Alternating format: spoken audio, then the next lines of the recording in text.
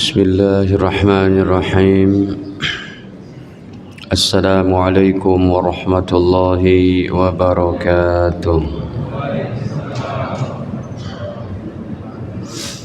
Innal hamdalillah nahmaduhu wa nasta'inuhu wa nastaghfiruh wa na'udzu billahi min shururi anfusina wa sayyiati a'malina. من يهده الله فلا مضل له ومن يضلل فلا هادي له.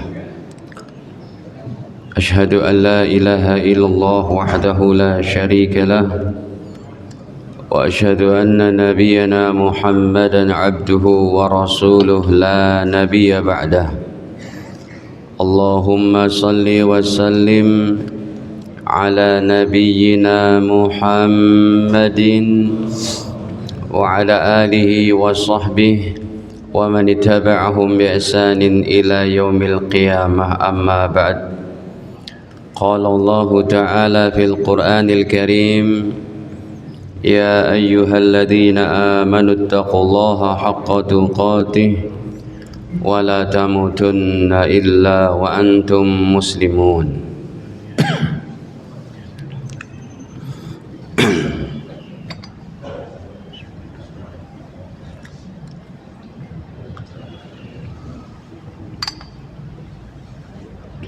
Alhamdulillah, para hadirin kaum muslimin muslimat yang dirahmati Allah Ta'ala, puji dan syukur kepadanya atas segala limpahan nikmatnya kepada kita, terutama sekali nikmat iman, nikmat Islam, serta sehat afiat.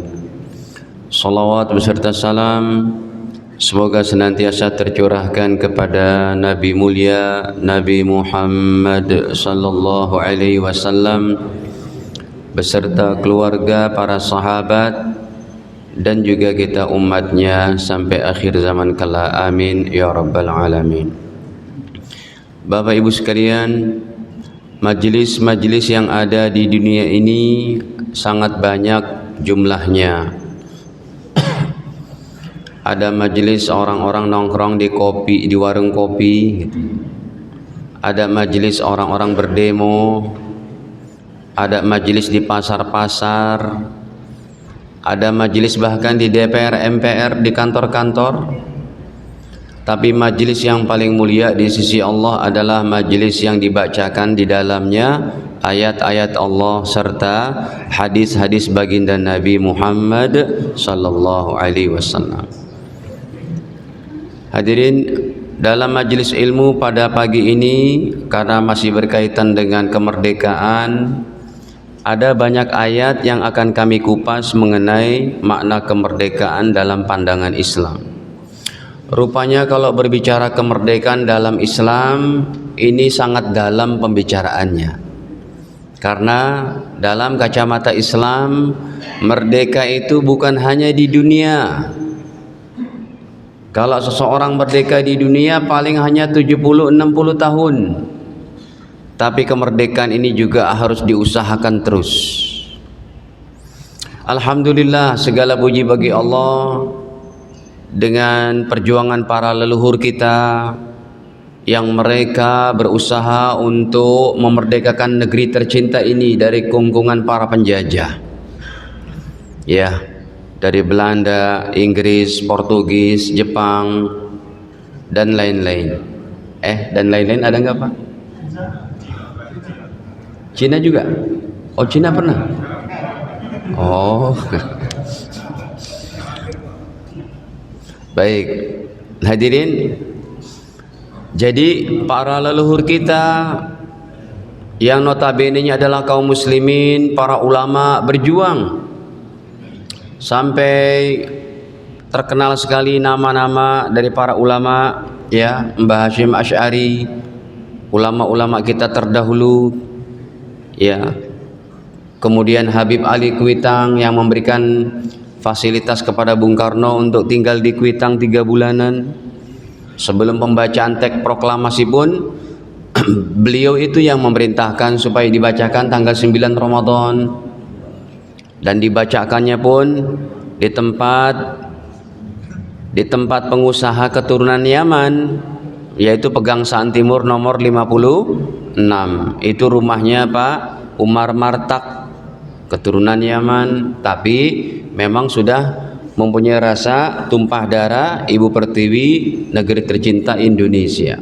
Semuanya bahu membahu itu, ya. Sebab para leluhur kita dalam rangka memerdekakan negeri ini, mereka nggak tahu lagi tuh kalau mereka sudah berangkat angkat senjata, mau makan siang di mana nggak tahu lagi, mau tidur malam di mana, ya. Dan sampai Jenderal Sudirman pun bergerilyanya seperti itu, yang beliau tidak pernah tinggalkan sholat berjamaah, beliau tidak tinggalkan daripada apa itu amalan-amalan. Jadi hadirin, tinggal kita mengisi kemerdekaan negeri yang tercinta ini. Dan Al-Quran sudah bicara masalah merdeka. Contohnya yang pertama, dalam surat Al-Isra pada ayat ke-70,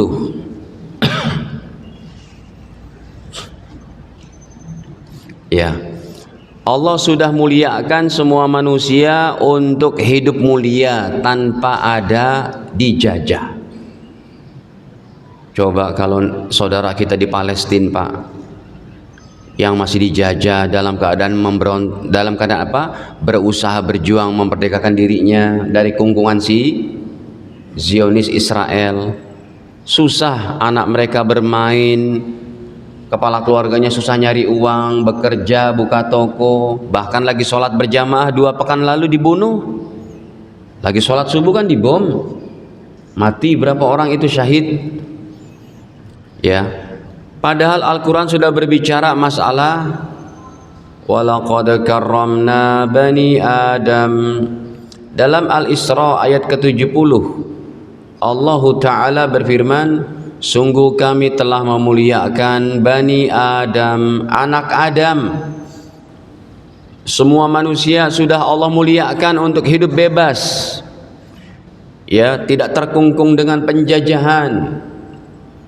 Kemerdekaan secara individu, kemerdekaan secara bersama, merdeka di dunia dan juga merdeka di akhirat.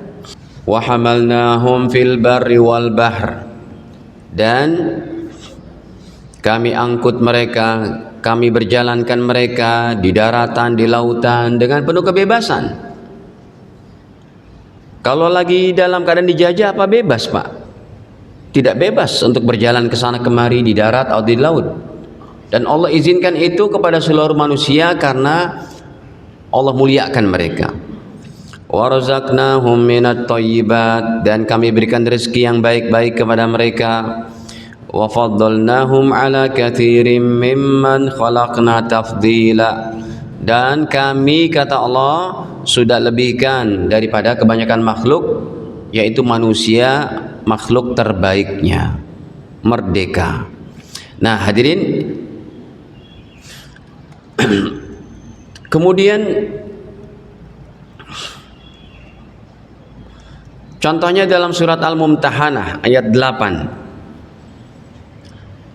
Allah tidak melarang kita untuk berbuat baik kepada orang yang tidak memerangi kita, yang tidak menjajah kita. Boleh bekerja sama, berbisnis dengan non-muslim, boleh. Tapi Allah melarang kita kalau mereka menindas kita, nggak usah berbuat baik, balas dengan jihad, kan begitu, ya. Jadi ayat ini juga menunjukkan betapa manusia itu, orang Islam diajarkan oleh Allah untuk tegas juga, tapi berlemah lembut juga kepada manusia yang lain, karena hakikatnya kita setara di mata Allah. Takwa aja nanti membedakan itu. Hadirin, dalam surat Al-Mumtahanah pada ayat ke-8-nya, la yanhaakumullah 'anil ladzina lam yuqatilukum fid din. Allah tidak melarang kalian dari orang-orang yang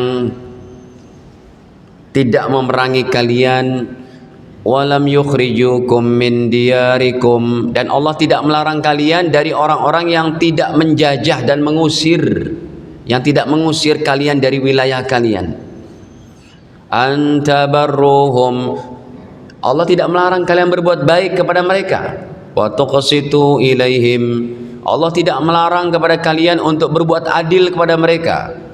Innallaha yuhibbul muqsitin, sesungguhnya Allah menyukai orang-orang yang berbuat keadilan. Atau contoh ketiganya hadirin dalam hadis Bukhari Muslim.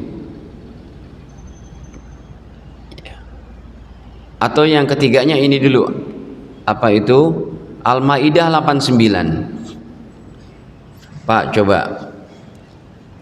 Syariat ini karena penjajahan itu atau perbudakan. Kalau perbudakan berarti kan dijajah secara individu, Pak.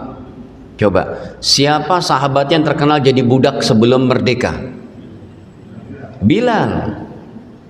Karena beliau masuk Islam, disiksa sama majikannya, digeret dengan kuda, pakai tali, dibawa ke tengah padang pasir panas, ditindih batu besar. Nama majikannya Umayyah bin Khalaf. Tinggalkan ini agama Islam. Sayyidina Bilal hanya berkata, Ahad, Ahad, Ahad, Allah yang Maha Esa, Allah yang Maha Esa. Kemudian lewatlah Sayyidina Abu Bakar. Akhirnya diapain? Dibeli. Jadi perbudakan memang sudah ada sejak zaman jahiliyah. Penjajahan secara individu sudah ada sejak zaman jahiliyah. Al-Quran datang, Islam datang untuk membebaskan itu. Nah, kalau Sayyidina Abu Bakar ini pembebasan budak yang beliau contohkan tanpa ada keterkaitan dosa beliau. Akhirnya beliau lewat, mendapati Bilal lagi disiksa.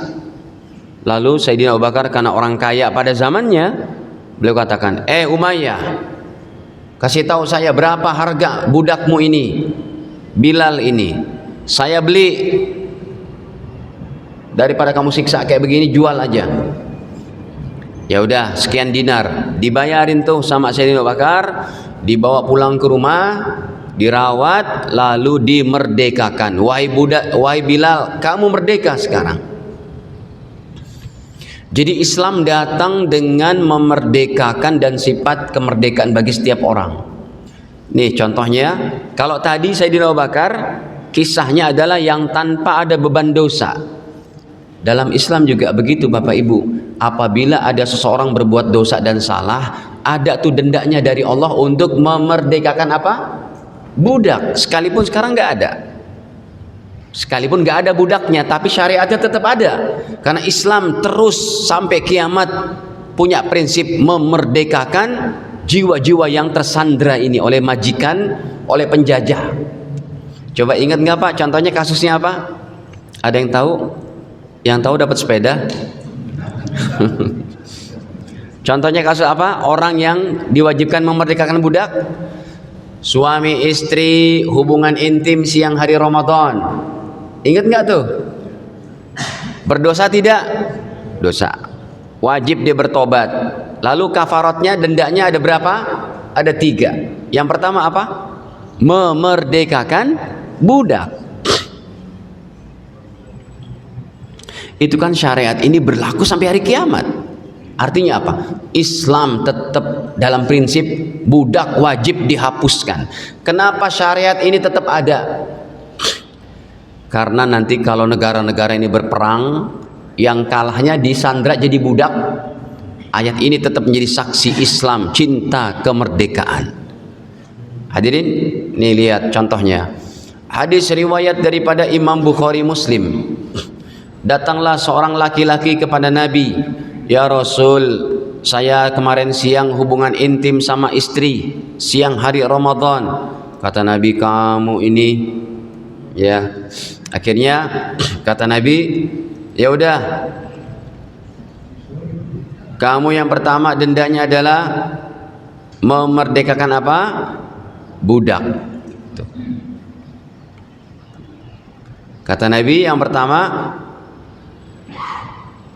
Ya, hal tajid raqabah tu'tikuha. Sana kamu cari budak, kamu beli, kamu merdekakan. Atau kalau kamu punya budak, merdekakan. Enggak punya ya Rasul, turun kepada yang kedua dendanya. Antasum syahraini mutatabi'ain. Puasa berapa? 2 bulan berturut-turut, 60 hari. Kalau nggak dapat juga, maka memberi makan 1 orang fakir miskin. Ini kalau dendanya dari hubungan intim siang hari Ramadan. Tapi kalau kesalahannya berupa melanggar sumpah, maka bukan berapa tuh? Kalau melanggar sumpah bukan 60 orang fakir miskin. Ya, tapi cukup 10 orang fakir miskin. Nanti beda lagi kalau dendanya berupa kesalahan dalam ihram haji, ihram umroh. Lagi umroh dia motong kumis, lagi pakai ihram dia pakai minyak wangi. Nah, itu ngasih makan fakir miskinnya bukan 60 atau bukan 10, tapi 6 orang. Itu jangan salah tuh angka-angkanya. Ya. Tapi yang kita bahas adalah dalam setiap denda itu mesti ada yang disebut dengan memerdekakan budak. Baik. Hadirin, kemudian kita lanjutkan. Islam ini membagi yang namanya merdeka itu ada 2. Yang pertama adalah merdeka secara spiritual. Wah, ini yang penting nih Pak. Atau sebelum kita bahas itu, ini perkataan Sayyidina Umar yang sangat terkenal ini. Matasta'badtum annas. Sejak kapan kalian memperbudak manusia? Sejak kapan kalian menjajah manusia? Waqad waladathum ummahatuhum ahrara. Padahal sungguh ibu-ibu mereka melahirkan mereka dalam keadaan merdeka, ahrar. Sejak kapan kalian memperbudak manusia? Makanya ini hati-hati nih Bapak Ibu, Anda yang punya pembantu di rumah jangan kayak jadikan kayak budak, sehingga dia susah makan, susah tidur, lagi enak istirahat main panggil-panggil aja. Padahal si majikan cuma mau minta tolong ngambilin anduk di atas. Nggak usah begitu, ambil sendiri. Jangan seperti itu, kayak mempersamakan pembantu kayak budak. Kasih hak dia. Dia tuh bekerja di rumah kita gaji. Ya, termasuk nih kepada para yang punya pesantren ini.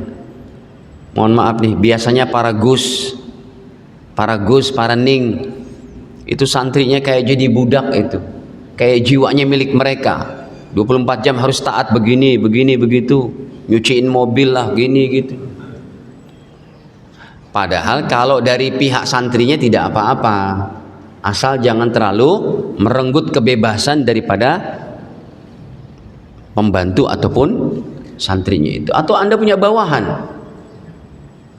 ya, jangan terlalu untuk memiliki 100% waktu mereka. Susah makan, susah tidur mereka jadinya. Baik. Nah hadirin para jamaah dirahmati Allah, kita lihat selanjutnya. Jadi kalau berbicara masalah kemerdekaan Bapak Ibu, wah ini penting banget nih. Jadi orang Islam tuh punya prinsip merdeka bukan cuma di dunia. Di dunia ini merdeka 70-60 tahun aja Pak. Tapi kalau orang meninggal, contohnya negeri-negeri Amerika, Eropa, merdeka mereka, tapi mereka tidak beriman kepada Allah, di akhiratnya itu nggak merdeka. Apa arti di akhirat nggak merdeka? Orang yang tidak beriman masuk neraka itu tidak merdeka.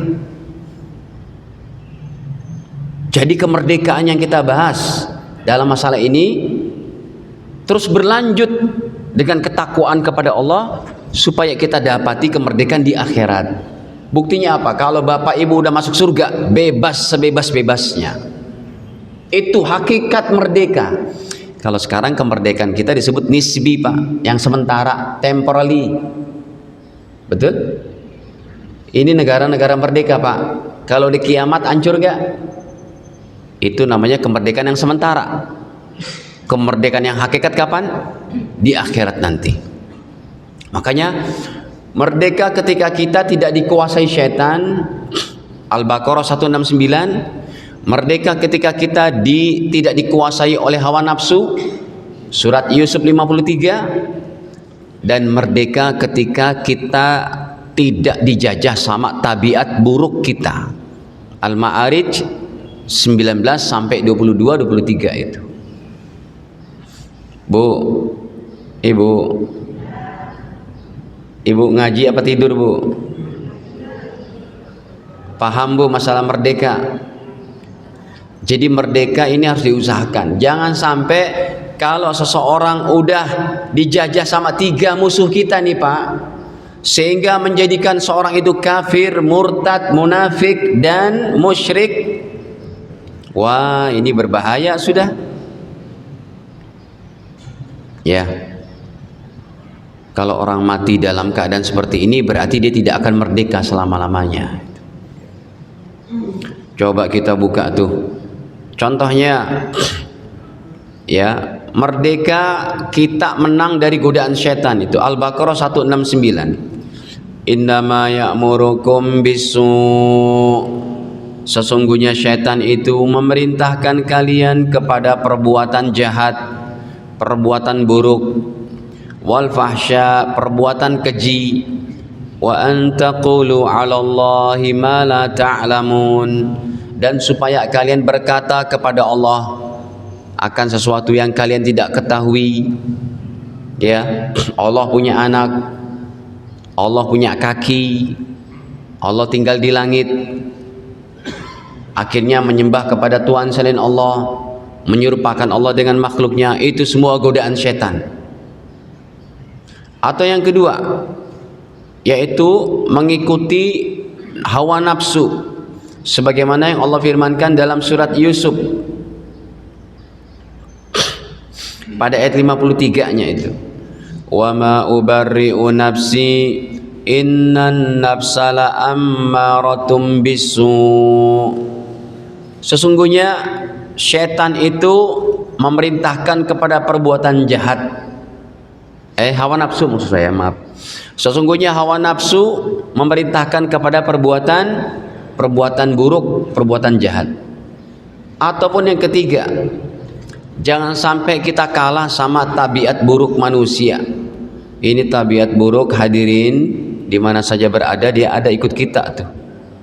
Ya, Allah firmankan contohnya dalam surat Al-Ma'arij bahwa ada ayat 19 dan selanjutnya, innal insana khuliqa halu'a, manusia diciptakan dalam keadaan berkeluh kesah, menggerutu aja itu, negatif thinking aja.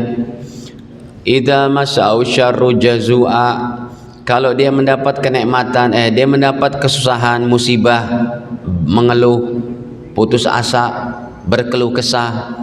Wa idza massahu syarru wa idza massal khairu manu'a, tapi kalau dia mendapat kenikmatan dia pelit, egois, banyak mencegahnya, tidak memberikan kepada orang lain.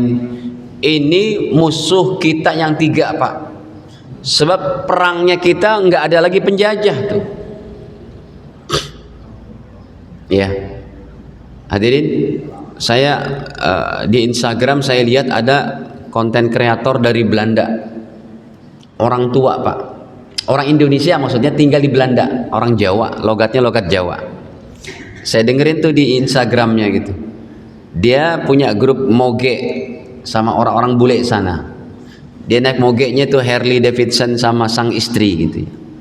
Istrinya pun udah umur 65-an lah, tapi tinggal di Belanda. Dia videoin tuh ada bangunan-bangunan, kan terkenal banget, Pak, di Indonesia pun jembatan yang dibuat Belanda masih utuh nggak? Kuat gitu kan, bangunan gedungnya kuat. Akhirnya dia lewat jembatan tuh, jembatan terpanjang di Belanda yang bawahnya lautan. Kan mereka kalau udah buat jembatan gedung kayak gitu kuat-kuat betonnya itu. Lalu lihat ini di videoin, ini jembatan paling panjang di Belanda nih, bawahnya laut. karena emang Belanda nggak punya tanah. Laut diuruk istilahnya gitu. Nah hadirin, yang saya unik, dia bilang apa? Dia bilang, tetapi ini dana untuk pembuatan jembatan ini semuanya dikeruk dari Indonesia 300 tahunan katanya gitu. Jadi kekayaan orang Indonesia diambil ke sana itu. Pak, kita dijajah Belanda berapa tahun? 300-an lebih gitu. Makanya kalau yang dijajah Inggris jadi persemakmuran tuh, jadi Commonwealth dan makmur rata-rata. Ya ada yang nggak makmur tapi rata-ratanya makmur. Kalau Indonesia dijajah Belanda, ini memang masya Allah gitu. Nah yang saya unik itu adalah ini dananya dari orang Indonesia, kata si bapak yang jadi konten kreator itu. Jadi hadirin, kalau seseorang udah kalah dengan, karena musuh sekarang sudah nggak ada nih secara kasat mata, makanya tidak salah ketika para pahlawan kita yang muslim kita katakan mereka adalah syuhada, mati syahid. Betul. Contohnya dalam hadis Bukhari Muslim kata Nabi, siapa yang dirampok, siapa satu keluarga yang dibegal, dia pertahankan apanya, hartanya, sampai dia mati, kata Rasul, itu matinya mati apa? Syahid. Apalagi mempertahankan tanah tumpah darah kita. Kan jenis mati syahid banyak Pak dalam Islam. Selain perang fisabilillah, ada yang pertama karena apa? Sakit perut, atau ibu-ibu hamil meninggal dunia karena melahirkan, syahid. Yang mati terbakar, syahid. Yang mati tenggelam, syahid. Orang Islam yang kemarin meninggal kena COVID-19 itu syahid. Saya lihat di Rorotan Bekasi ke sana Pak, Tanjung Priuk ke sana tuh, itu kan ada taman pemakaman para COVID. Ditulis di situ para syuhada, makam syuhada. Betul. Kalau yang unitnya orang Islam. Kalau yang tidak Islam ya terserah agama mereka lah, gitu kan. Nah hadirin, jadi ketika seorang mempertahankan saja harta bendanya, terbunuh, mati syahid. Cuma kita kalau dibegal, semuanya naudzubillah dibegal Pak, kita lawan, kita menang, kitanya di penjara ya. Jadi enaknya kalau kita lagi naik motor dibegal lah, serahkan aja motornya gitu. Serahkan motor. Nah hadirin, jadi kalau seseorang mati dalam keadaan kafir, musyrik, murtad, munafik, ini tidak merdeka. Kita baca satu saja ayatnya. Contohnya hadirin, yaitu pada Ali Imran 91-nya saja. Satu ayat saja terus kita lanjutkan. Nah, ini orang ini merdeka memang di dunia. Non muslim ini merdeka, tetapi sayang kalau tidak beriman kepada Allah. Innalladzina kafaru, Allah berfirman, sesungguhnya orang-orang kafir, wa matu wa hum kufar, dan mereka mati dalam keadaan kafir, falan yuqbal min ahadihim, maka tidak akan diterima salah seorang di antara mereka mil'ul ardi dahaban, sekalipun mereka tukar dosa-dosa mereka dengan emas. Mau merdeka dari neraka enggak bisa, kata Allah. Walau ibtada bihi, seumpamanya dia menebus dengan kekayaan emas segede bumi. Jadi kalau berada dalam neraka itu tidak merdeka, begitu loh. Ulaika lahum adzabun alim, bagi mereka siksa yang sangat pedih. Wa ma lahum min nasirin, dan tidak ada seorang penolong yang bisa memerdekakan dia di nerakanya sampai masuk sorga. Bapak Ibu, kalau udah di sorga enggak ada lagi wajib begini, enggak ada lagi wajib sholat, puasa, tidak ada lagi wajib untuk apa, baca Quran, tidak ada lagi wajib untuk ngaji dan sebagainya. Cuma bersenang-senang saja. Itu merdeka yang hakiki. Makanya dalam mengisi kemerdekaan negara Indonesia ini, umat Islam udah baik banget Pak. Ya, jangan sampai disulut-sulut tuh dengan melarang pakai jilbab bagi paskibraka kemarin kan. Aneh banget kan? Berarti yang intoleran itu siapa sebenarnya? Yang mengisi kemerdekaan dengan kerancuan itu siapa sebenarnya? Orang pakai jilbab tuh mengamalkan Pancasila dan UUD 45. Ya, UUD 45 pasal 29 ayat 1 ayat 2. Kalau Pancasilanya pasal pertama ayat pertama, negara berdasar ketuhanan yang Maha Esa. Enggak usah begitu maksudnya. Ayo kita bangun. Nah, makanya hadirin, yang kedua adalah kemerdekaan secara sosial. Ya, kalau tadi kemerdekaan secara spiritual itu diantaranya merdeka daripada tergoda daripada setan, hawa nafsu dan tabiat buruk. Nah, kalau ini perjuangan Nabi Musa nih, saya bawakan dalam surat Ibrahim ayat 6 nih. Bagaimana Nabi Musa mau melepaskan Bani Israel dari penjajahan Fir'aun dan tentaranya. Bukan cuma masalah dijajah agamanya, bukan. Harta bendanya nggak dikasih, anak-anak mereka disiksa, dibunuh, bayi dibunuh, sama Fir'aun jumlahnya hampir 70.000 bayi tidak berdosa. Makanya surat Ibrahim ayat 6 itu kata-katanya ada yang sangat mengerikan. Wa yuzabbihun, dan mereka menyembelih. Coba kita buka tuh. Ya. Wa id qala Musa liqaumihi, surat Ibrahim surat ke-14 ayat ke-6. Wa id qala Musa liqaumihi, dan ingatlah ketika Nabi Musa berkata kepada kaumnya, udkuru ni'matallahi alaikum, ingatlah kalian akan nikmat Allah yang Allah berikan kepada kalian. Id anjakum min ali fir'aun, tatkala Allah menyelamatkan kalian dari Fir'aun dan tentaranya. Apa selanjutnya? Yasumunakum su'al adab, yang Fir'aun dan tentaranya menyiksa kalian su'al adab, dengan siksaan yang sangat pedih. Apa siksaannya? Yuzabbihuna abna'akum, menyembelih putra-putra kalian. Wa yastahyuna nisa'akum, kalau perempuan dibiarin. Kenapa Fir'aun sangat kejam, Pak? Karena dia mimpi dan diartikan oleh para penyihirnya, mimpinya itu akan lahir satu bayi yang akan menghancurkan kerajaannya. Akhirnya Fir'aun membuat undang-undang, semua bayi yang lahir dibunuh, anak kecil dibunuh, anak kecil Bani Israel dijajah. Pemimpin yang rezim nih, otoriter dan sangat bengis. Akhirnya hadirin, sampai 70.000 para penasehat Fir'aun berkata, Raja Fir'aun, seumpamanya semua anak bayi yang lahir ke depannya tetap dibunuh, nanti kita tidak akan mendapati pekerja laki-laki dari Bani Israel untuk ngangkut kekayaan alamnya, karena semuanya tinggal perempuan. Kata Fir'aun, betul juga ya. Ya udah kalau gitu undang-undangnya direvisi nih sama DPR gitu. Direvisi itu, udah diputus tuh sama Fir'aun tapi direvisi gitu ya. Akhirnya direvisinya apa? Anak bayi yang lahirnya tahun genap dibiarkan hidup, anak bayi yang lahir tahun ganjil dipenggal lehernya.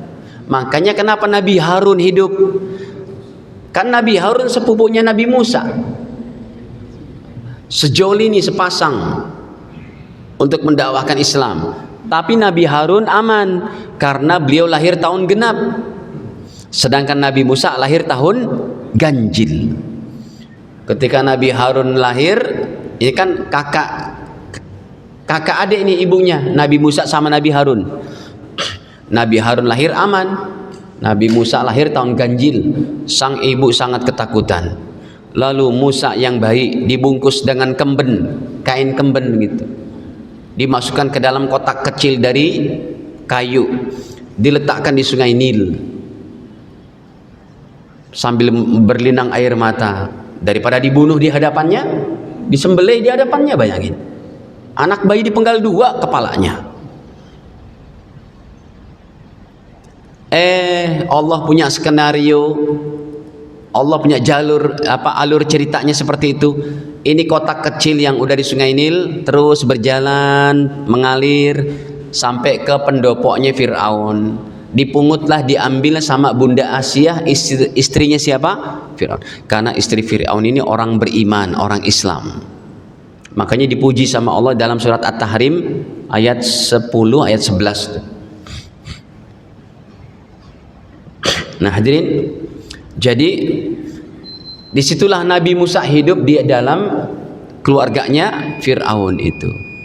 Dari situ nantinya Nabi Musa yang bisa menyelamatkan Bani Israel dari kungkungan si Fir'aun ini. Akhirnya Fir'aun ditenggelamkan. Nah Bapak Ibu, sekarang poin terakhir nih, ada 3 poin ya. Bagaimana kita mengisi kemerdekaan? Pasti dengan iman amal soleh. Enggak bisa Pak, mau pejabatnya, mau ulamanya, mau laki-laki, mau perempuannya, semua segenap rakyat Indonesia, semua kalau mau jadikan negeri kita merdeka yang penuh barokah, harus iman dan amal soleh. Enggak ada jalan lain. Al-A'raf 96, walau anna ahlal qura amanu wattaqau lafatahna alaihim barakatim minas samai wal ard walakin kadzabu fa'akhaznahum baghtah. Kata Allah, walau anna ahlal qura fa'akhaznahum bima kanu yaksibun. Sumpamanya penduduk satu negara amanu, betul-betul beriman, wattaqau, dan bertakwa, la fatahna, pasti kami akan berikan, kata Allah, alaihim, kepada negeri yang bertakwa itu, barokat, keberkahan-keberkahan. Mengisi kemerdekaan harus dengan iman, amal soleh, rajin sholat, rajin ibadah, banyak berdoa, banyak sedekah, amanah, jujur, terus semuanya begitu.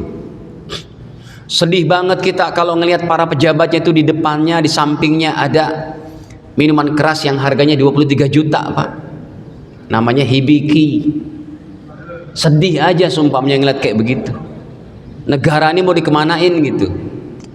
Semuanya Pak, ulamanya juga jangan menghalalkan yang haram, dan sebaliknya orang kayanya harus taat, rakyat biasanya pun harus taat kepada Allah, baru ini negeri akan barokah.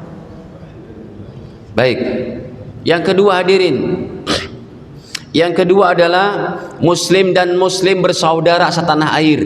Kita semuanya saudara setanah air, bahu membahu dalam mengisi kemerdekaan. Ini Allah yang berikan statementnya itu, Al-A'raf ayat 65, 73, 85 ya. Kenapa Allah katakan kepada kaum Ad, saudaranya Nabi Hud, padahal Nabi Hud orang Islam, kaum Ad orang kafir. Allah persaudarakan, maksudnya saudara setanah air. Itu pun suratnya masih surat Al-A'raf nih, ayat 65-nya. Wa ila adin akhahum huda, dan kepada kaum Ad kami utus akhahum, saudara mereka. Kaum Ad orang kafir. Kenapa Allah sebut saudara mereka, yaitu Nabi Hud? Nabi Hud orang Islam, saudara setanah air. Kemudiannya ayat 73-nya, wa ila samuda akhahum salihah, dan kepada kaum Samud orang kafir kami utus akhahum, saudara mereka. Siapa? Saleh, Nabi Saleh orang Islam. Kenapa dipersaudarakan oleh Allah? Saudara setanah air. 85-nya kaum Madian, wa ila Madiana akhahum Syu'aiba, kami utus kepada negeri Madian. Negeri Madian orang kafir, tapi kenapa Allah katakan akhahum, saudara mereka? Syu'aiba, Nabi Syu'aib, mertuanya Nabi Musa nih ya. Nabi Syu'aib mertuanya Nabi Musa. Kenapa Allah sebut saudara mereka? Yang ini muslim, yang Madian kafir, saudara setanah. Makanya kita harus berkasih sayang Pak dengan non muslim yang ada di sini. Minimal kita doakan mereka tiap malam, ya Allah kasih hidayah supaya kita merdeka di Indonesia, di dunia, dan juga merdeka di akhirat, masuk surga bareng-bareng. Begitu pembahasan detailnya merdeka Pak dalam Islam. Yang terakhir statementnya adalah, siapa yang paling baik di antara kita, yang paling banyak memberikan manfaat untuk bangsa, negara, dan rakyat. Hadisnya, khairun nas anfa'uhum linnas, Orang terbaik adalah yang paling banyak memberikan kemanfaatan bagi khalayak ramai. Hadanallahu wa iyyakum ajmain. Semoga Allah berikan taufik hidayahnya kepada kita. Ya, silakan.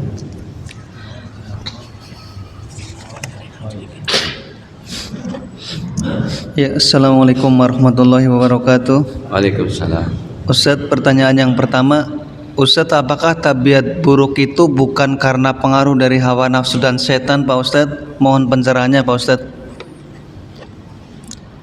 Yaitu saling bersinergi, tiga musuh itu saling kerjasama. Makanya disebutkan khusus oleh Allah sifat keluh kesah daripada hasil setan sama hawa nafsu. Semuanya harus dikekang, harus dilawan supaya merdeka. Terus Selanjutnya, Pak Ustadz, ulama yang dituduh sebagai teroris dan ditangkap, apakah itu dibenarkan di dalam agama, Pak Ustadz? kalau tidak tertuduh, yang nangkepnya adalah sekedar cari-cari stigma buruk para ulama dan umat Islam, tunggu aja pengadilan akhirat, orang ini sangat berat daripada tanggung jawabnya. Tapi kalau dia betul-betul memang teroris, ini berarti salah dalam memahami ayat-ayat Allah Subhanahu wa taala. Islam itu cinta damai. Jadi gitu, dari dua belah pihaknya. Kalau emang ini cuma nyari-nyari kesalahan, dia dosa besar, tunggu aja pengadilan Allah. Kalau memang si ulamanya itu betul teroris, ngumpulkan murid-muridnya cuma untuk membunuh orang, naruh bom sembarangan, ini juga berdosa besar. Hukumannya ada dalam surat Al-An'am, ya, ayat 108. Allah katakan orang kayak begini boleh dibunuh, disalib, dipotong kakinya atau dipenjara. Ya, sudah. Apa hukumnya ketika sholat berjamaah ada salah satu yang belum akil balik berada di antara jamaah? Satu anak yang belum akil balik, kalau dia ke masjid, ya, kemudian pipisnya udah dibersihin oleh ayahnya sebelum ke masjid, tetap sah. Anak kecil usia 5 tahun belum sunat, ya, kalau kencing kan di di alat vital depannya itu masih ada najisnya. Tapi kalau bapaknya mencucikan dengan baik baru dibawa ke masjid, maka itu tidak terputus sapnya. Tapi kalau anak itu sekedar dibawa masih pakai pempesnya penuh najis, itu memutus sap, sholatnya jadi makruh. Kalau kakinya nempel sama Anda, nempel lagi sholatnya, sholat Anda tidak sah. Jadi bapak ibu yang bawa anak kecil usahakan di pinggir-pinggir aja tuh. Dan kayak tadi prinsipnya, najisnya udah diapain dulu? Dicuci. Kecuali kalau anaknya udah sunat, udah mumayyiz, ya, tinggal kita membersamai anak-anak kita saja. Makanya kalau usia 2 tahun 3 tahun mau dibawa juga, ya paling belakang lah. Jangan malah di sop pertama gitu. Itu memutus sap, artinya sholatnya jadi makruh, nggak nyambung sholat sapnya itu. Tapi kalau dia udah dibetulkan, najisnya udah dicuci, tetap sah. Ya. Selanjutnya, Pak Ustadz, kalau sudah melaksanakan puasa sunnah Daud, apakah puasa seperti Senin Kamis dan Ayam Lupit itu dilakukan juga? Tetap dilakukan juga. Kalau ada orang digetol banget puasa sunnah, puasa Nabi Daud udah dilaksanakan. Contoh, puasa Daud dilaksanakan hari Ahad, berarti mulainya lagi nanti hari Selasa. Hari Seninnya dia tetap mau puasa. Puasa apa? Sunnah Senin, silakan. Berarti kalau ada yang istiqomah kayak begitu, 1 pekan itu dia tidak puasa, cuma 2 hari saja. Ya, 1 pekan dia tidak puasa cuma 2 hari, yaitu hari Rabu dan hari Sabtu. Kalau ikut puasa Senin, Kemis, bagus, afdol, silakan. Ustadz, apakah hukumnya para pejabat yang melanggar sumpah atau janji jabatannya?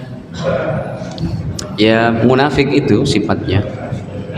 Ayatnya kan jelas, Pak. Hadisnya jelas tidak? Ayatul munafik salasun, kata Rasul.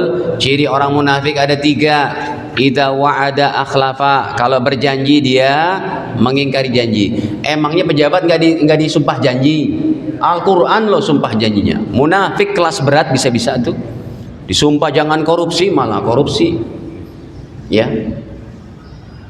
Disumpah tidak boleh berbuat manipulasi, manipulasi. Pokoknya yang jadi pejabat kalau nggak benar dosanya gede banget. Tapi kalau pejabat soleh, pahalanya besar banget. Karena orang Islam se-Indonesia akan menjadi baik ibadahnya dengan peraturan mereka yang buat, tanda tangan yang mereka buat, yang mendekatkan diri manusia dekat kepada Allah, pahalanya besar banget.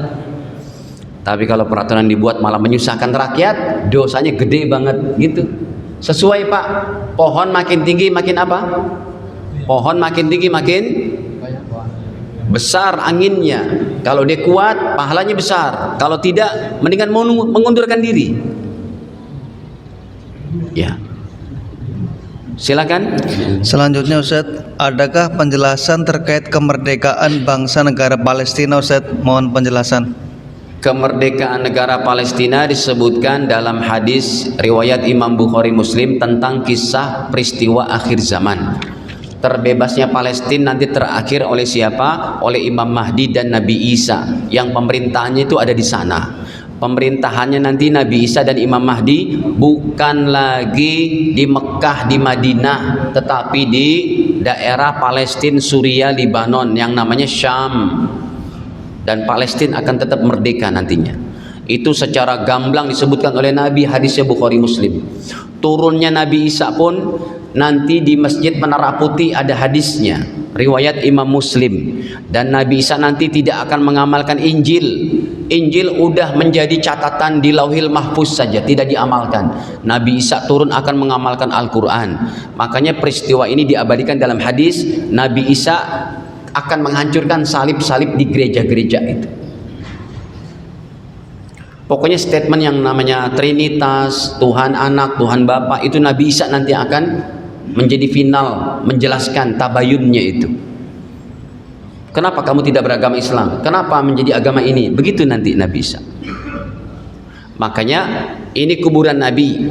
Di sininya kosong di Madinah. Di sini kuburan Abu Bakar dan Umar. Yang kosong itu nanti kata para ulama untuk kuburnya Baginda Isa bin Maryam.